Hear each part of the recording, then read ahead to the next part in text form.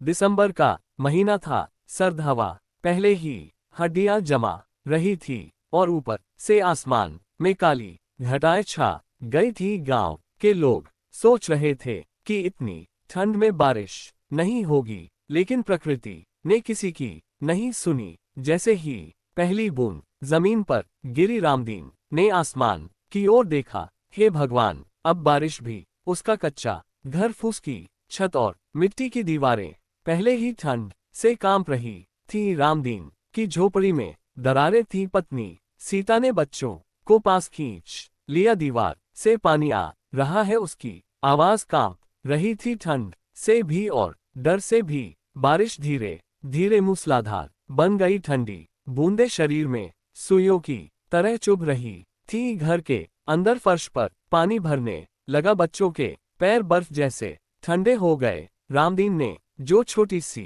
आग जलाई थी, बारिश की नमी से बुझ गई। अब ना गर्मी थी ना रोशनी, सिर्फ ठंड, अंधेरा और डर। छोटा बेटा मोहन रोने लगा। बाबा, बहुत ठंड लग रही है। सीता ने उसे सीने से लगाया, लेकिन उसके खुद के हाथ ठंडे पड़ चुके थे। गरीबी में माँ का दिल गर्म होता है, पर शरीर बेबस। फूस की छत से पानी टपक टपक कर गिरने लगा। कंबल पूरी तरह भीग चुका था। रामदीन ने दीवार के सहारे खड़े होकर छत को थामने की कोशिश की, जैसे हाथों से बारिश रोक लेगा। पूरे गांव में अंधेरा और सन्नाटा था। किसी के घर से कोई आवाज नहीं। अमीरों के पक्के घरों में दरवाजे बंद थे। गरीबों की चीखें बारिश में दब गईं। सीता को तेज सर्दी लगने लगी, उसके दांत बजने लगे। रामदीन की आंखों में डर उतर आया। अगर बीमार पड़ गई तो दवा कहाँ से लाऊंगा?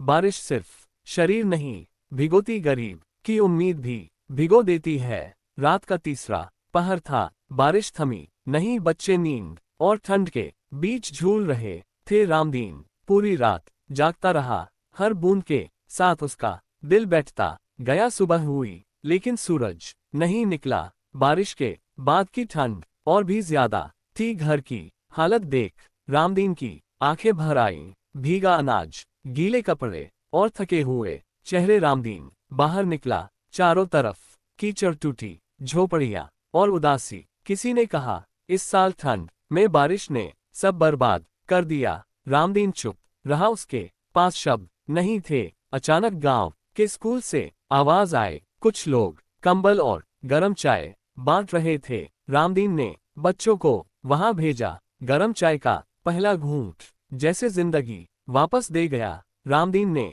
आसमान की ओर देखा। अब बारिश रुक चुकी थी। उसने सोचा, कहर बारिश का नहीं, बेहिस समाज का होता है। ठंड और बारिश तो चली जाती है, लेकिन गरीब की लड़ाई हर मौसम में चलती रहती है।